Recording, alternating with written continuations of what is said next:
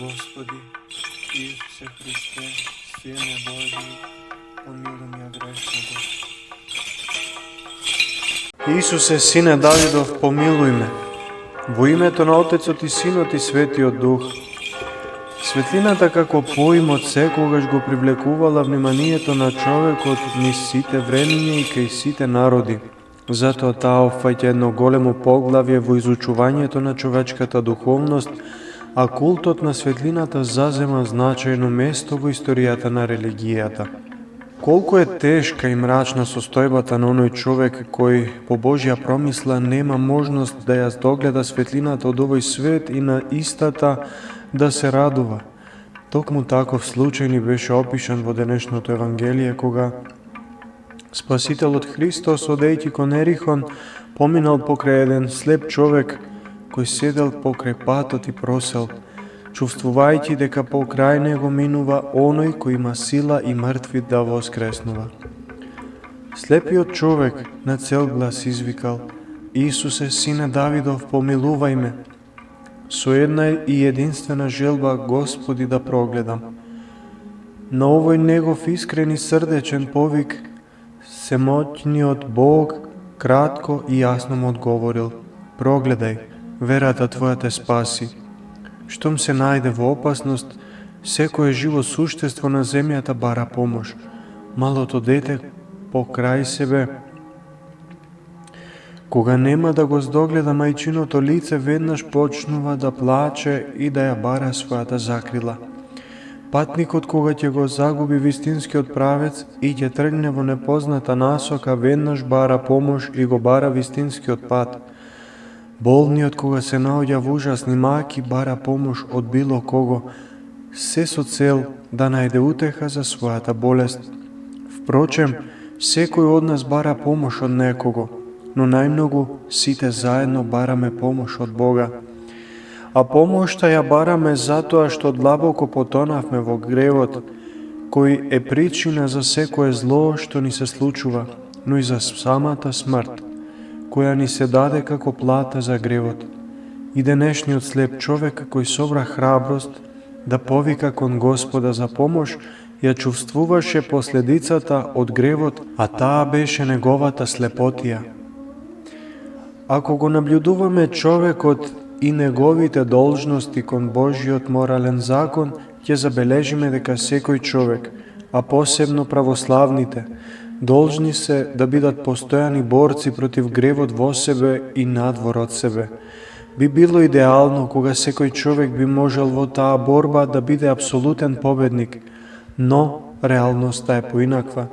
Гревот длабоко навлегол во човечката природа и дејствува без прекин или преку мислите, или преку зборовите, или преку делата, или преку сите три активности одеднаш.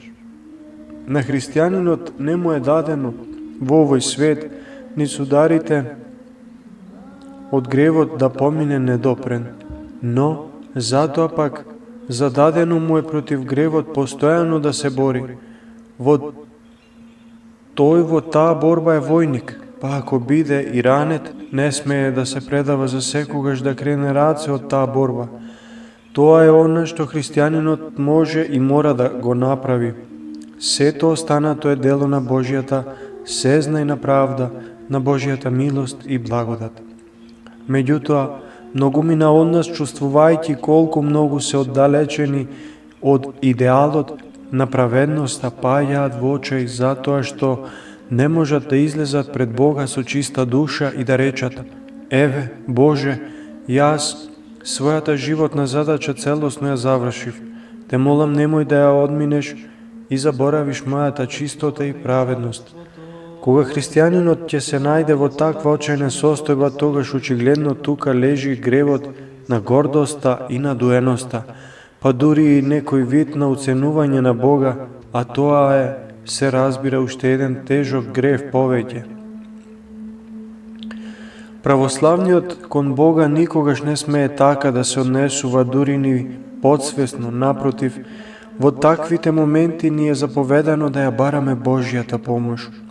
Истовремено верувајќи дека токму таа ќе ни помогне да се избавиме од тешките ситуации кои можат нашата душа да ја одведат во вечната темнина. А токму во тие тешки моменти потребно е, подобно на слепиот Вартимеј, и ние да повикаме: Исусе, Сине Давидов, помилувај ме. Во секој миг од нашиот живот, кога ќе упатиме искрен повик кон Бога, сите треба цврсто да бидеме убедени дека Бог не слуша и дека ќе ни притекне во помош. Може ли мајката да го заборави своето чедо и да не се смилува на плодот од својата утроба? Но и да го заборави, Господ Бог никогаш нема да не заборави, зашто Он е нашиот Творец, нашиот Искупител, нашиот помошник и застапник. Било каква несреќа и да не снајде, било какви искушенија и неволји да паднеме, треба да знаеме дека Бог ни е засолниште и сила, помош и наша ограда. А Господ Бог е верен на своето ветување, зашто ни рече: Јас сум со вас до свршетокот на светот. Слично на нежниот родител, Бог се јавува на секој наш повик и го успокојува нашето срце кога е потресено со жалост. Да се подсетиме само на какви искушенија, на какви жалости и несреќи бил изложен праведниот Јов. Но секогаш Господ го чуваше неповреден, зашто Јов само на Господа ја полагаше својата надеж и своето спасение. Навистина, кога ќе паднеме во жалост, кога поднесуваме некаква несреќа, нашиот јазик честопати го изговара Господовото име, во тоа тажно лелекање на вистина се слушаат повиците упатени кон небото, но тоа не се повици на надеж, туку тоа се желби и роптања кои сведочат за нашата малодушност. Затоа нашата душа не може да го слушне смирувачкиот глас од небото: Не плашете се, јас сум со вас. Зарем малкумина од нас во моментите на најтешките искушенија почувствувале моменти кога одеднаш душата постанува мирна? Кога срцето почувствува некоја посебна пријатност, исто како ангелот на мирот и блаженството да не засолнил под своите крилја, всушност, тогаш самиот Господ ни се приближил со својата утеха и рекол на душата наша: Не плаши се, јас сум со тебе.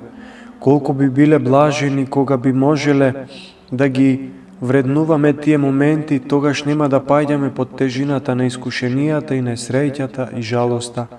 Туку цврсто би ги поднесувале со голема надеж дека Господ нема да допушти да бидеме искушувани повеќе отколку што можеме да поднесеме. Тогаш ние во секоја несреќа би ги виделе премудрите патишта на промислителот, кои за нас се непознати и нејасни.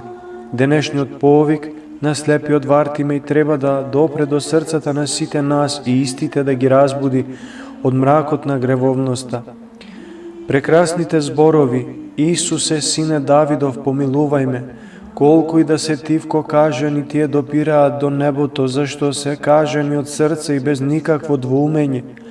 Овие исти зборови почесто треба да ги кажуваме сите ние, зашто денес треба да ја согледаме и својата слепотија, своето потонување во мракот на гревот и собствената неможност од тој мрак да се избавиме. Без Божја помош ние сме слепи, зашто повеќе не умееме во себе да го здогледаме Божјиот лик, таа светиња која Бог ја всадил во нас, а која ние сме должни да ја чуваме како скапоцен бисер преку целиот наш живот.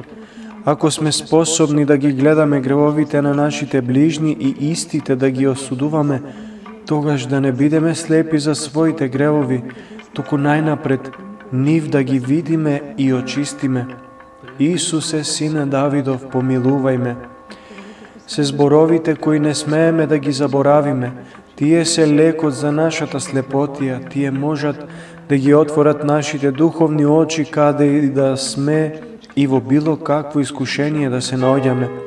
Веднаш да повикаме кон Господа со зборовите на слепиот Вартимеј, зашто освен нашиот семоќен и семилостив Господ, друг помошник во жалоста и немаме.